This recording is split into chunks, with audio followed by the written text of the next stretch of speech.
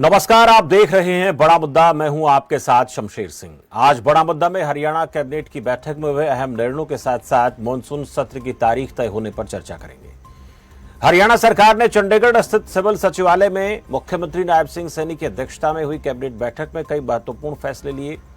इस बैठक में 21 एजेंडों पर चर्चा हुई, जिनमें से 17 को मंजूरी मिल गई। नए कलेक्टर रेट लागू करने, महिलाओं के लिए लाडो लक्ष्मी योजना, पेंशनर्स के लिए मासिक भत्ता और हरियाणा कौशल रोजगार निगम यानी HKRN के कर्मचारियों के लिए नई नीतियां शामिल हैं। इसके साथ ही विधानसभा के मानसून सत्र की तारीख भी तय हो गई है, जो 22 अगस्त से शुरू होगा। कैबिनेट ने नए कलेक्टर रेट लागू करने का निर्णय लिया, जो 3 अगस्त से प्रभावी हो सकता है। सीएम नायब सैनी ने बताया कि गुरुग्राम जैसे क्षेत्रों में जमीनें मार्केट रेट से 200% ज्यादा कीमत पर बिक रही हैं, जिससे स्टाम्प ड्यूटी में चोरी हो रही थी। नए रेट लागू कर सरकार इस राशि का उपयोग विकास कार्यों के लिए करेगी।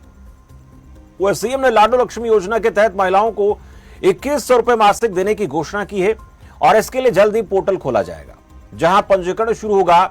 सीएम ने कहा कि विपक्ष लाडो लक्ष्मी योजना के नाम पर झूठ बोल रहा है, जबकि सरकार इस योजना को पूरी गंभीरता से लागू कर रही है ताकि महिलाओं को इसका लाभ मिले।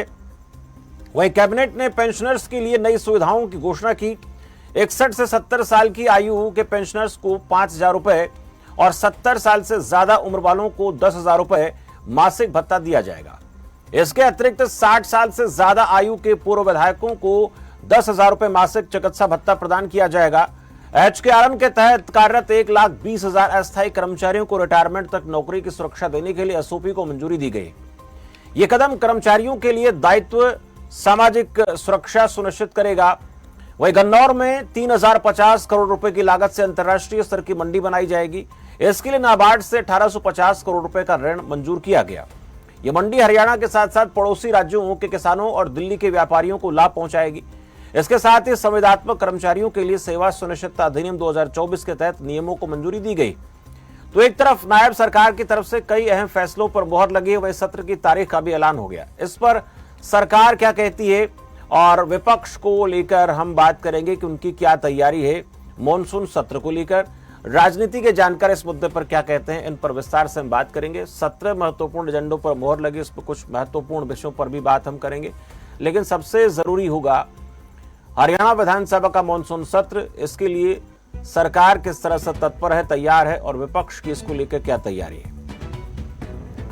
कुछ बड़ी बातें ग्राफिक्स के माध्यम से आप देख पाएंगे। HKRN के 1,20,000 कर्मचारियों को रिटायरमेंट तक नौकरी की सुरक्षा का वादा।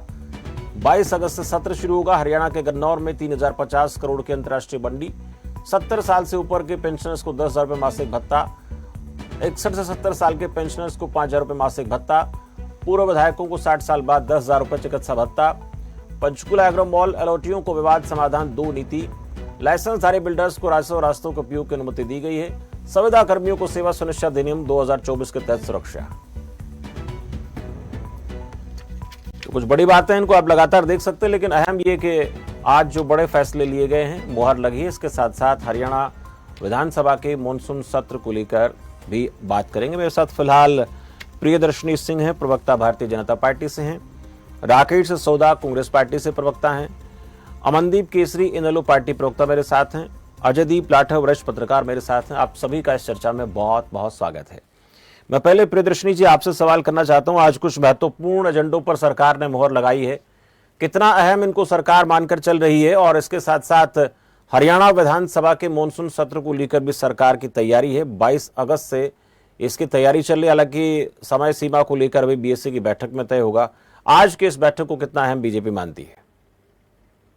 शमशेर जी नमस्कार। जी नमस्कार। और यहाँ पे पैनल में बैठे हुए सभी मेरे साथी प्रवक्ताओं को भी नमस्कार। देखिए, ये बात हमें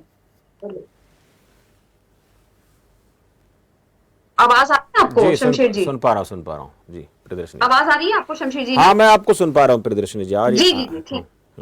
देखिए शमशेर जी, जैसे कि हर सत्र से पहले एक तरीके की कैबिनेट बैठक होती है और उसमें मुद्दों पे चर्चा होती है कि किन किन मुद्दों को आज हम प्रस्तुत करेंगे कैबिनेट में। तो यही हमने किया है। और पूर्ण रूप से जैसे कि आपने देखा था कि पिछली बार भी सत्र में हम लोगों ने बड़ी ही मुख्य बातों पे फोकस किया था यहाँ पे भी हमने अपने 21 एजेंडे रखे गए थे, उसमें से 17 पे मंजूरी सरकार ने दे दी है। और आप देखेंगे कि किस तरीके से यहाँ पे लाडो लक्ष्मी योजना, जो कि हमारी जब हमने शुरुआत की थी विधानसभा चुनावों की, और हमारे जो संकल्प पत्र था उसमें जो भी हमने वादे कर रखे थे, उसमें से लगभग हम लोग, मुझे बड़ी प्रसन्नता होती है बोलते हुए कि लगभग 60 to 70% हम लोग पूरा करने वाले हैं, और हम उस पे काम कर रहे हैं। तो इससे ये पता लगता है कि सरकार काम करने वाली है, सरकार काम करना चाहती है। लेकिन ये तो सरकार की हो गई। लेकिन एक मैं हरियाणवी होने के नाते एक बड़ी ही गंभीर बात आपके समक्ष लाना चाहती हूँ कि बड़ा अच्छा होता कि इस बार तो कम से कम विधानसभा सत्र में हमें लीडर ऑफ ऑपोजिशन एलओपी मिल जाते, लेकिन अनफॉर्चुनेटली इस बार भी नहीं हो रहा है। ये लोग बात करते हैं लोकतंत्र की, शमशेर जी, लेकिन लोकतंत्र का सबसे बड़ा तमाशा इन लोगों ने दिखा रखा है। संगठन बन रहा है, खैर इनके संगठन बने ना बने इससे कोई मतलब नहीं है हम लोगों को, लेकिन एलओपी एक संवैधानिक पद है शमशेर जी, और अगर विपक्ष अगर मजबूत होगा तो हम भी लोकतंत्र में बेहतर और बेहतर काम कर सकेंगे। तो जब इनका कोई लीडर ऑफ ऑपोजिशन ही नहीं है तो लीडर कैसे काम, विदाउट लीडर कोई ऑर्गेनाइजेशन काम नहीं करती है शमशेर जी। आप भी जिस ऑर्गेनाइजेशन में होंगे वहां पे एमडी होंगे, एडिटर इन चीफ होंगे, सीईओज होते हैं, पूरा एक